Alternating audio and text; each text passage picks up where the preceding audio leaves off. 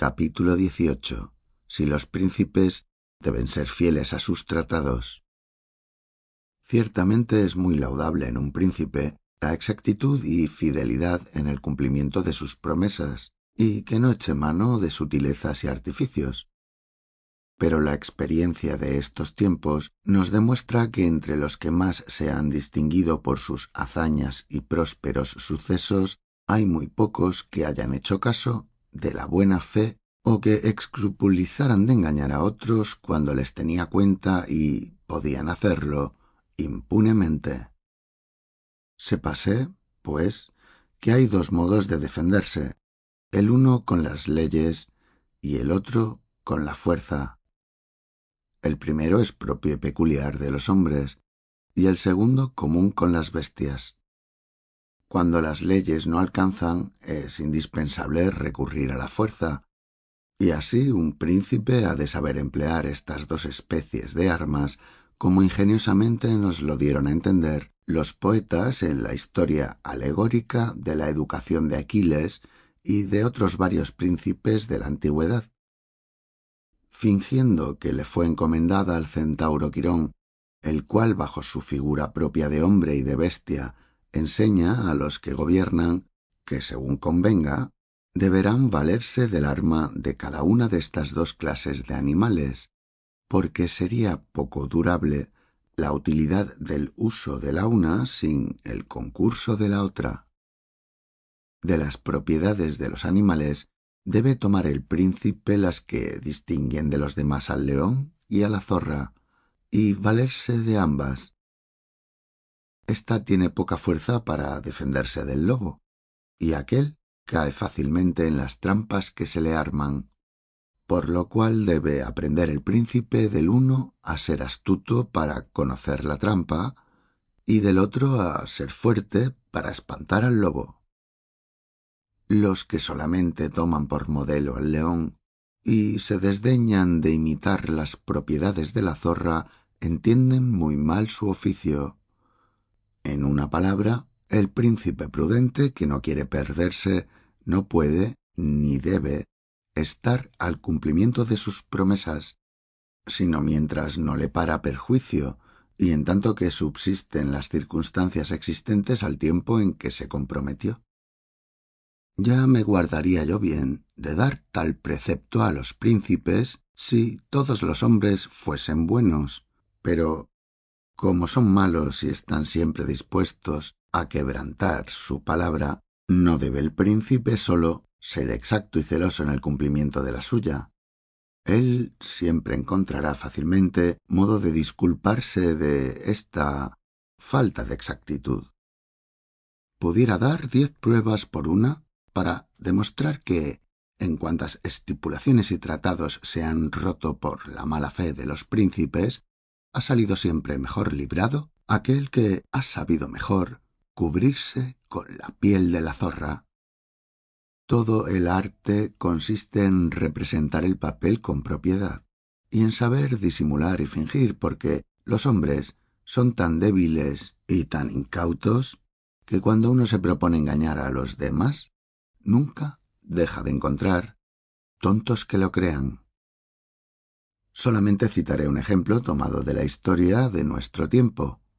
El Papa Alejandro VI se divirtió toda su vida en engañar. Y aunque su mala fe estaba bien probada y reconocida, siempre le salían bien sus artificios. Jamás se detuvo en prometer ni en afirmar sus palabras con juramento y las más solemnes protestas. Pero tampoco se habrá conocido otro príncipe que menos se sujetara a estos vínculos, porque conocía a los hombres y se burlaba de ellos. No se necesita, pues, para profesar el arte de reinar, poseer todas las buenas prendas de que he hecho mención. Basta aparentarlas, y aún me atreveré a decir que a veces sería peligroso para un príncipe hacer uso de ellas, siéndole útil siempre hacer alarde de su posesión. Debe procurar que le tengan por piadoso, clemente, bueno Fiel en sus tratos y amante de la justicia, debe también hacerse digno de esta reputación con la práctica de las virtudes necesarias, pero al mismo tiempo ser bastante dueño de sí mismo para obrar de un modo contrario cuando sea conveniente. Doy por supuesto que un príncipe, y en especial siendo nuevo, puede practicar indistintamente todas las virtudes, porque muchas veces le obliga el interés de su conservación a violar las leyes de la humanidad, las de la caridad y la religión, debiendo ser flexible para acomodarse a las circunstancias en que se pueda hallar. En una palabra, tan útil es perseverar en el bien cuando no hay inconveniente, como saber desviarse de él si el interés lo exige. Debe, sobre todo, hacer un estudio esmerado de no articular palabra que no respire bondad, justicia, buena fe y piedad religiosa, poniendo en la ostentación de esta última prenda particular cuidado, porque generalmente los hombres juzgan por lo que ven, y más bien se dejan llevar por lo que les entra por los ojos que por los otros sentidos.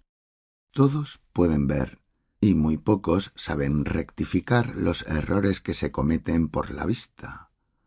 Se alcanza al instante lo que un hombre parece ser, pero no lo que es realmente. Y el número menor que juzga con discernimiento no se atreve a contradecir a la multitud ilusa, la cual tiene a su favor el esplendor y la majestad del gobierno que la protege. Cuando se trata, pues, de juzgar el interés de los hombres y principalmente el de los príncipes, como no se puede recurrir a los tribunales, es preciso atenerse a los resultados, y así lo que importa es allanar todas las dificultades para mantener su autoridad, y los medios, sean los que fueren, parecerán siempre honrosos, y no faltará quien los alabe. Este mundo se compone de vulgo, el cual se lleva de la apariencia y sólo atiende al suceso. El corto número de los que tienen un ingenio perspicaz no declara lo que percibe, sino cuando no saben a qué atenerse todos los demás que no lo tienen. En el día reina un príncipe que no me conviene nombrar, de cuya boca no se oye más que alabanzas de la paz y la buena fe,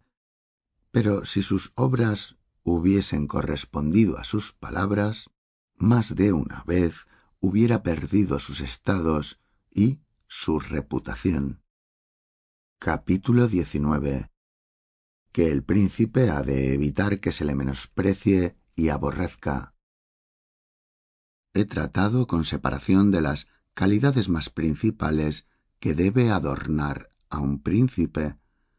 y ahora, para abreviar, comprenderé todas las demás bajo un título general, diciendo que éste debe guardarse cuidadosamente de todo aquello que pudiere hacerle aborrecido o menospreciado.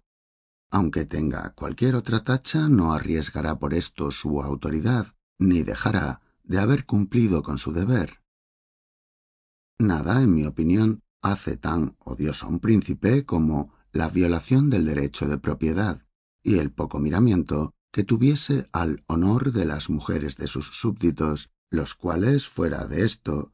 estarán siempre contentos con él y no le dejarán otro tropiezo que el de las pretensiones de un corto número de ambiciosos que se cortan con facilidad.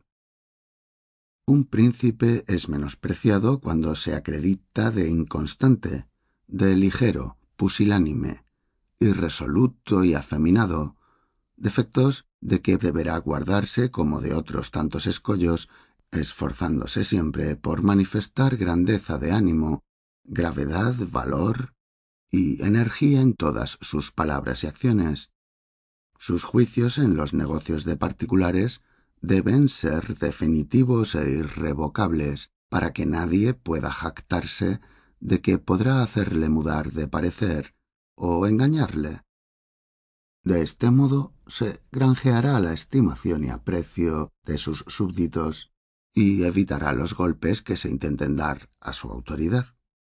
También tendrá menos miedo del enemigo exterior, el cual no vendrá de buena voluntad a acometer a un príncipe bien quisto y respetado de sus vasallos.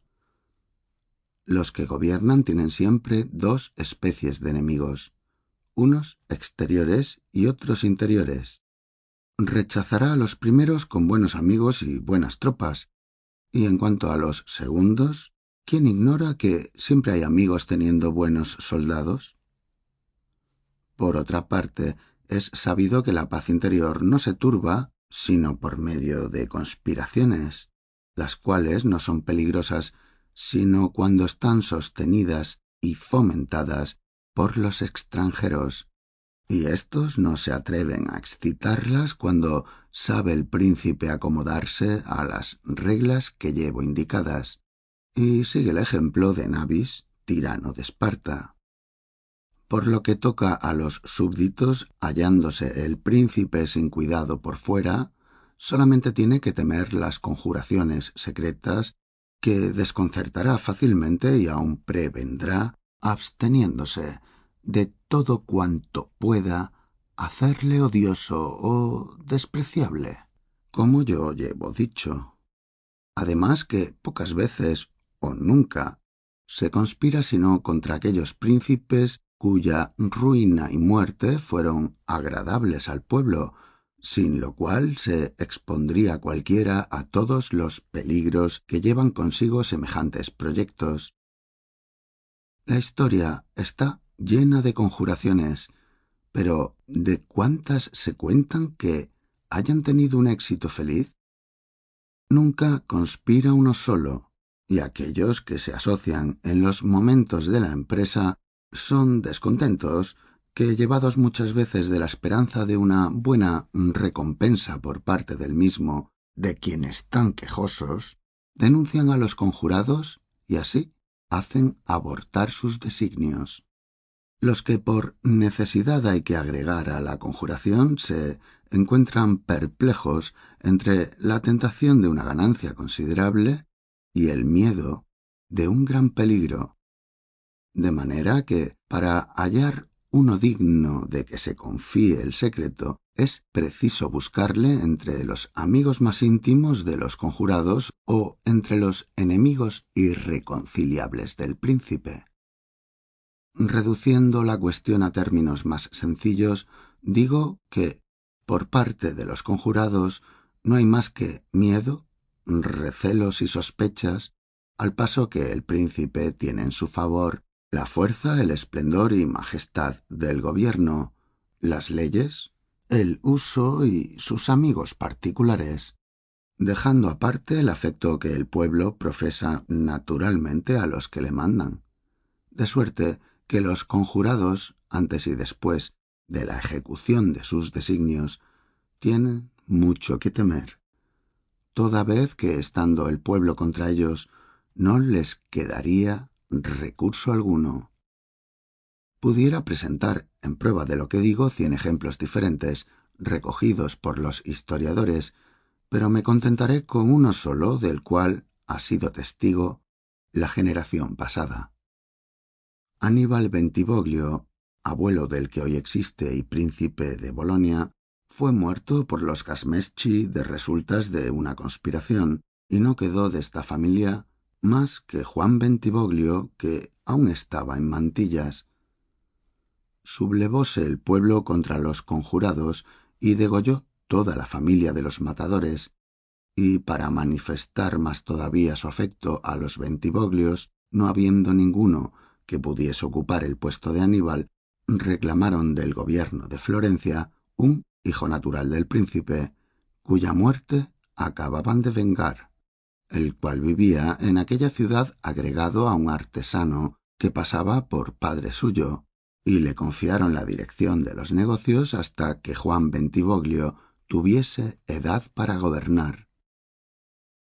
Poco, pues, tiene que temer el príncipe las conjuraciones si su pueblo le quiere, y tampoco le queda ningún recurso faltándole este apoyo, por lo cual una de las máximas más importantes para todo príncipe prudente y entendido es contentar al pueblo y contemplar a los grandes sin exasperarlos con demasías. Francia ocupa un lugar distinguido entre los estados bien gobernados. La institución de los parlamentos, cuyo objeto es atender a la seguridad del gobierno y a la conservación de los fueros de los particulares, es sapientísima. Conociendo sus autores por una parte la ambición e insolencia de la nobleza y por otra los excesos a que contra ella pudiera arrojarse el pueblo, trataron de encontrar un medio apropiado para contener a unos y a otros independientemente del rey, de modo que no pudiera éste tomar partido por el pueblo sin descontentar a los grandes, ni favorecer a éstos sin granjearse el aborrecimiento del pueblo. Para este efecto instituyeron una autoridad especial que pudiese, sin la intervención del rey, enfrentar el orgullo de los nobles y al mismo tiempo proteger a las clases inferiores del Estado, medio ciertamente muy adecuado para dar firmeza al gobierno, manteniendo la tranquilidad pública. De aquí deben tomar lección los príncipes para reservarse la distribución de las gracias y de los empleos, dejando a los magistrados el cuidado de decretar las penas y, en general, la disposición sobre negocios que pueden excitar descontentos. Un príncipe, repito, debe manifestar su aprecio a los grandes, pero cuidando al mismo tiempo de no granjearse el aborrecimiento del pueblo. ¿Acaso se me argüirá poniendo la suerte de muchos emperadores romanos que perdieron el imperio y aun la vida a pesar de haberse conducido con bastante sabiduría y de haber mostrado valor y habilidad? Por esto me parece conveniente examinar el carácter de algunos de ellos, como Marco Aurelio el filósofo, Cómodo su hijo, Pertinax, Juliano, Severo, Antonino, Caracalla su hijo, Macrino, Heliogábalo, Alejandro y Maximino, para responder a esta objeción. Examen que me conducirá naturalmente a exponer las causas de su caída y a comprobar lo que ya llevo dicho en este capítulo sobre la conducta que deben observar los príncipes. Es necesario tener presente que los emperadores romanos no sólo tenían que reprimir la ambición de los grandes y la insolencia del pueblo, sino también que pelear con la avaricia y la crueldad de los soldados. Muchos de estos príncipes perecieron por haber tocado en este último escollo, tanto más difícil de evitar, cuanto es imposible satisfacer a un mismo tiempo la codicia de las tropas y no descontentar al pueblo, el cual suspira por la paz, al paso que aquellas desean la guerra. De suerte que los unos quisieran un príncipe pacífico y los otros un príncipe belicoso, atrevido y cruel, no a la verdad con respecto a la milicia, sino con relación al pueblo general, para lograr paga doble y poder saciar su ansia y su ferocidad. De este modo, los emperadores romanos, a quienes no dio la naturaleza un carácter tan odioso o no supieron apropiársele, perecieron casi todos miserablemente por la impotencia en que se veían de tener a raya al pueblo y a las legiones. Así es que la mayor parte de ellos, y especialmente aquellos cuya fortuna era nueva, desesperados de poder conciliar intereses tan opuestos, tomaban el partido de inclinarse a las tropas, haciendo poco caso de que el pueblo estuviera descontento. Partido más seguro en realidad, porque en la alternativa de excitar el odio del número mayor o menor, conviene decidirse a favor del más fuerte. Por esta razón, aquellos césares que, habiéndose alzado a la suprema dignidad por sí mismos, necesitaban para mantenerse en ella de mucho favor y extraordinario esfuerzo, se unieron antes a las tropas que al pueblo, y cuando cayeron fue por no haber sabido conservar el afecto de los soldados. De Marco Aurelio, el filósofo, Pertinax y Alejandro, príncipes recomendables por su clemencia, por su amor a la justicia y por la sencillez de sus costumbres, sólo el primero vivió y murió honrado, porque habiendo adquirido el imperio por herencia, no se lo debía a las tropas ni al pueblo, y porque, merced a las excelentes prendas que le adornaban, pudo hacerse querer y hallar con facilidad los medios de contener a todos en los límites de su obligación. Pero Pertinax, aunque fue nombrado emperador contra su deseo, habiendo intentado sujetar las legiones a una disciplina severa, y muy diferente de la que observaban en tiempo de Cómodo su antecesor, pereció pocos meses después de su elevación, víctima del aborrecimiento de los soldados y acaso también del desprecio que inspiraba su mucha edad. Es cosa notable que se incurre en el odio de los hombres tanto por proceder bien como por proceder mal, y así el príncipe que quiere sostenerse vese obligado muchas veces a ser malo, según ya he dicho, porque cuando el partido que necesita halagar y tener a su favor está viciado, ya sea el pueblo, ya los grandes o la milicia, le es indispensable contentarle a cualquier costa y renunciar desde luego a obrar bien. Pero volvamos a Alejandro Severo, de cuya clemencia han hecho muchos elogios los historiadores, y no obstante, fue menospreciado por su molicie y porque se dejó gobernar de su madre. Nada le valió. El ejército conspiró contra este príncipe tan bueno y tan notable que en el discurso de 14 años de reinado a nadie condenó a muerte sin juzgarle, y pereció a manos de sus soldados. Por otra parte, Cómodo, Septimio, Severo, Caracalla y Maximino, habiéndose entregado a todo linaje de excesos por contentar la avaricia y crueldad de las tropas, no tuvieron mejor suerte. Si de ellos exceptuamos a Severo, que reinó pacíficamente, pero este príncipe, aunque oprimió al pueblo por captarse la benevolencia de la milicia, poseía otras muchas excelentes prendas que le granjeaban el afecto y la admiración de unos y de otros. Mas como de simple particular ascendió al imperio, y por esta razón puede servir de modelo a los que se encuentren en iguales circunstancias,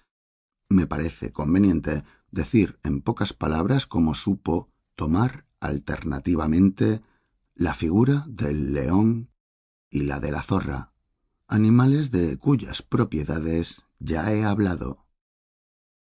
Conociendo Severo la cobardía del emperador Juliano, persuadió al ejército que mandaba en Iliria que era preciso ir a Roma para vengar la muerte de Pertinax, degollado por la guardia pretoriana.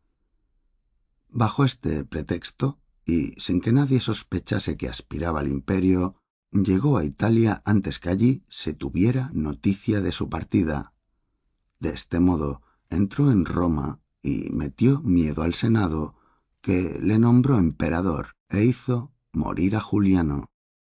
Pero todavía le quedaban dos grandes obstáculos que superar para hacerse señor de todo el imperio: Percenio Níger y Albino, que mandaban el uno en Asia y el otro en Occidente. Eran ambos competidores suyos, y el primero acababa también de ser proclamado emperador por sus legiones. Viendo Severo que sin mucho riesgo le era imposible atacar a un tiempo a los dos, tomó el partido de declararse contra Níger y engañar a Albino ofreciéndole que dividiría con él la autoridad, proposición que éste aceptó inmediatamente. Mas apenas aquél hubo vencido y quitado la vida a Níger, pacificado el Oriente y restituido a Roma, se quejó amargamente de la ingratitud de Albino y, acusándole de que había intentado darle muerte, pretextó que se hallaba obligado a pasar los Alpes, decía él, para castigarle por lo mal que había correspondido a sus beneficios. Llegó Severo a las Galias y Albino vencido perdió a un tiempo la vida y el imperio. Si se examina con atención la conducta de este emperador, se verá que es muy difícil reunir en tan alto grado las fuerzas del león y la astucia de la zorra. Supo al mismo tiempo hacerse temer y respetar del pueblo y de las tropas, por lo cual nadie extraña ver a un príncipe nuevo mantenerse en la posesión de tan vastos dominios, considerando que el afecto y la admiración que se granjeaba desarmaron el odio que debían haber excitado sus rapiñas. Antonino Caracalla, su hijo, poseía también muchas cualidades excelentes que le hacían querer de las legiones y ser respetado por el pueblo. Era buen soldado, enemigo constante de la molicie y del regalo, y en esta parte ídolo del ejército. Pero llegó a tal punto su ferocidad que, al cabo, pueblo, milicia y hasta su propia familia concibieron contra él un odio irreconciliable. Pereció luego a manos de un centurión. Venganza corta para reparo de tanta sangre como había hecho derramar en Roma y en Alejandría, donde a ninguno de sus habitantes dejaron de alcanzar los efectos de su crueldad. Obsérvese aquí que los príncipes están expuestos a semejantes atentados, hallándose su vida pendiente de la resolución de cualquiera que no tema morir. Mas como estos, por fortuna, no han sido frecuentes, dan poco cuidado. Sin embargo, guárdese el príncipe de ofender gravemente a los que andan cerca de su persona, pues esta falta que cometió Antonino, manteniendo entre sus guardias a un centurión a quien amenazaba con frecuencia después de haber dado ignominiosa muerte a un hermano suyo, le costó la vida. A Cómodo bastábale, para mantenerse en la posesión del imperio, seguir las huellas de su padre que se le había dejado. Pero como era brutal, cruel y codicioso, muy pronto se trocó la disciplina que antes reinaba en su ejército en la licencia más desenfrenada. Además, se granjeó el menosprecio de las tropas por el poco caso que hacía de su dignidad, llegando al extremo de avergonzarse de no lidiar brazo a brazo con los luchadores en el anfiteatro. Así no tardó en ser víctima de una conspiración, movida por el odio y desprecio que había provocado con sus bajezas, con su avaricia y su ferocidad. Fáltame hablar de Maximino. Habiéndose deshecho las legiones de Alejandro por su excesiva afeminación, pusieron en su lugar a Maximino, varón muy belicoso, pero que no tardó tampoco en hacerse aborrecible y perder el imperio y la vida. Se hizo odioso y despreciable por dos motivos. El primero, la bajeza de su nacimiento, porque sabía todo el mundo que fue porquero en Tracia, y el segundo, la poca diligencia que puso en pasar a Roma para tomar posesión del imperio, granjeándose entre tanto la opinión de hombre muy cruel por los castigos que dieron sus prefectos en la capital y en las provincias de orden suyo. De modo que muy pronto llegó a hacerse por un lado tan vil y despreciable, y por otro tan universalmente aborrecido, que primeramente el África, después el Senado con el pueblo de Roma y luego toda Italia se levantaron contra él, ayudando a unos y otros su propio ejército, que al fin, cansado de sus crueldades y de la larga duración del sitio de Aquilea, le quitó la vida sin temor de que hubiera quien le vengara. No hablaré de Heliogábalo, de Macrino, ni de Juliano, que murieron más o menos pronto cubiertos de oprobio, pero diré por conclusión que los príncipes de nuestro tiempo no necesitan usar de tanto miramiento con sus tropas, porque no forman como en Roma un cuerpo independiente, ni disfrutan de un poder absoluto en el Estado. Las legiones romanas, permaneciendo largo tiempo en las provincias, identificaban su interés con el del inmediato jefe que las mandaba, y a veces contra el del jefe del gobierno, haciéndose árbitras de su suerte. Así era indispensable tenerlas contentas y contemplarlas. Ahora basta tratarlas con aprecio y de un modo regular, procurando antes ganarse el afecto del pueblo, que en nuestros estados modernos, exceptuando únicamente los de Turquía y Egipto, es más fuerte y poderoso que los soldados. Exceptúo el turco porque necesita tener en pie un ejército de 11.000 hombres de infantería y 15.000 de caballería, del cual depende la seguridad y la fuerza de su imperio, y como este soberano no hace el mayor aprecio del pueblo, necesita absolutamente que aquella guardia se mantenga adicta a su persona. Lo mismo sucede con el soldán de Egipto, cuyas tropas tienen, por decirlo así, el poder en la mano y, por consiguiente, deben ser tratadas con mucho miramiento y contempladas más que el pueblo, de quien nada hay que temer. Este último gobierno no tiene semejantes, sino es el pontificado cristiano, porque no puede llamarse principado hereditario ni principado nuevo, respecto a que, muerto el soldán, no recae el reino en sus hijos, sino en aquel que es elegido por las personas autorizadas para hacer la elección, y al mismo tiempo es muy antigua esta institución para poderse mirar como nuevo semejante gobierno. Así es que en Egipto el príncipe electo experimenta tan poco trabajo en hacerse reconocer de sus súbditos como en Roma el nuevo papa de los suyos. Volviendo ahora a mi asunto, digo que quien reflexione en lo que llevo expuesto verá que el aborrecimiento o el menosprecio fueron causa de la ruina de los emperadores que he citado, y sabrá también la razón por qué, habiendo unos obrado de un modo y otros del contrario, sólo uno consiguió acabar bien, cuando todos los demás, por la una o por la otra vía, tuvieron un fin desdichado.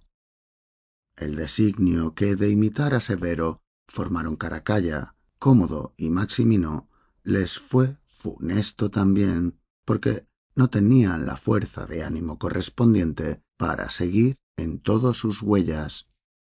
Infiérese, pues, que un príncipe nuevo, en un principado también nuevo, se expone imitando la conducta de Marco Aurelio, y no es indispensable que siga la de Severo, sino que debe tomar de éste las reglas que necesite para fundar bien su estado, y del primero lo que hubiere de conveniente y glorioso para mantenerse en la posesión de otro ya fundado y establecido. Capítulo 20. Si las fortalezas y otros medios que parecen útiles a los príncipes lo son en realidad. Príncipes hay que para mantenerse en sus estados desarman a sus vasallos. Otros fomentan las discordias en las provincias sujetas a su dominio. Los ha habido que de intento se procuraron enemigos. Algunos trabajan para ganar la voluntad de aquellos que en el principio de su reinado les parecieron sospechosos. Este mandó construir fortalezas y aquel demolerlas. No es fácil determinar lo que hay de bueno y de malo en todo esto sin entrar antes en el examen de los diferentes estados y circunstancias a que se hayan de aplicarse las reglas que se dieran, y así me ceñiré a hablar de un modo general y según lo requiere la materia. Nunca es conveniente que el príncipe nuevo desarme a sus súbditos. Por el contrario, debe luego armarlos si los encontró desarmados. Todas las armas que entonces distribuya se emplearán en favor suyo. Las personas que antes le serían sospechosas se agregarán a su partido, y las fieles y leales lo serán más. Imposible es, por cierto, armar a todos los hombres, Pero el príncipe que sabe ganar a los que da armas, nada tiene que temer de los que por necesidad quedan inermes, porque le cobran afecto los primeros por esta preferencia y le excusan fácilmente los demás, suponiendo más mérito en aquellos que se exponen a mayor peligro. Así vemos todos los días a los hombres que por sí mismos se elevan a la soberanía, armar a sus nuevos súbditos. Mas si se tratara de reunir un estado nuevo a otro antiguo o hereditario, entonces convendría al príncipe desarmar a sus vasallos nuevos, exceptuando siempre aquellos que antes de la conquista se hubiesen declarado en favor suyo, aunque procure siempre irlos debilitando para que en el estado antiguo se concentre toda la fuerza militar. Nuestros antepasados, especialmente aquellos que merecieron la reputación de sabios, decían que era necesario contener a Pistoia por medio de las discordias domésticas y a Pisa por las fortalezas. Así pues, raras veces se descuidaban en fomentar divisiones en las ciudades cuyos habitantes eran sospechosos. Excelente política atendiendo al estado de fluctuación en que estaban las cosas en Italia en aquella época, pero inadaptable a la del día, porque una ciudad dividida no podría defenderse de un enemigo poderoso y diestro, el cual no dejaría de ganar a una de las dos facciones, y por este medio sería dueño de la plaza. Por un efecto de esta misma política, los venecianos favorecieron alternativamente a los güelfos y a los gibelinos en las ciudades sujetas a su dominio, y no dejándoles que llegasen a las manos, no cesaban de soplar el fuego de la discordia entre ellos, a fin de distraerles de la idea de sublevarse. Verdad es que esta república no sacó el fruto que esperaba de semejante conducta, porque derrotados sus ejércitos en Vaila, una de estas facciones se propuso dominarla y lo consiguió. Síguese, pues, que tal política es el recurso de la debilidad, y por lo mismo un príncipe poderoso no sufrirá jamás semejantes divisiones que cuando no sean enteramente perjudiciales en tiempo de paz, respecto a que ofrecen un medio eficaz de distraer a los súbditos de toda idea de rebelión. Son en tiempo de guerra las que ponen más en descubierto la impotencia del Estado que se vale de ellas. Venciendo obstáculos se engrandecen los príncipes, y por eso suele la fortuna ensalzar a algunos en el principio de su carrera, suscitándoles enemigos y ofreciéndoles dificultades que irriten su fuego, ejerciten su valor y les sirvan como de otros tantos escalones para llegar a un alto grado de poder.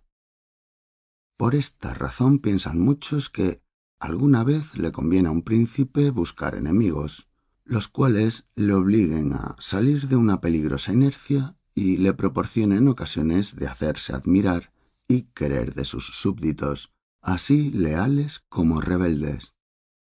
Los príncipes, y especialmente los nuevos, han sido servidos a las veces con más celo y fidelidad de aquellos súbditos en quienes no tenían al principio una entera confianza, que de otros que en su opinión eran absolutamente fieles.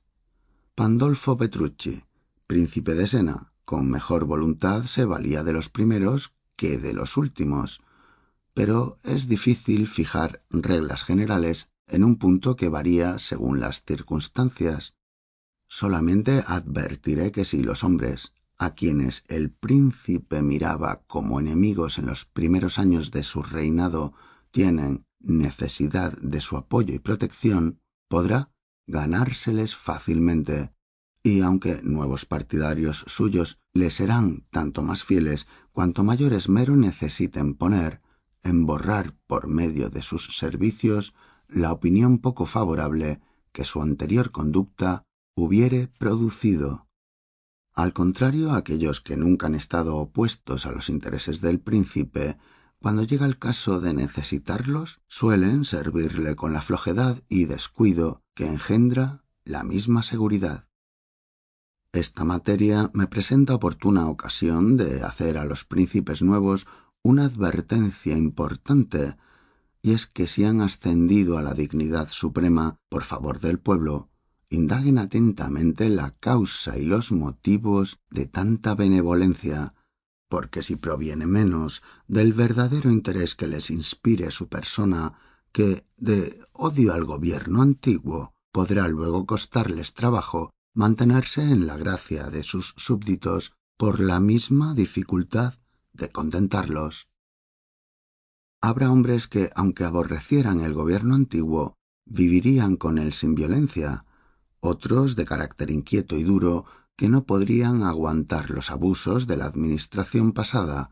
y de estos últimos, aun cuando hayan contribuido a la elevación del príncipe nuevo, es más difícil ganarse la amistad que de los primeros. Basta tener una leve tintura de la historia antigua y moderna para convencerse de esta verdad.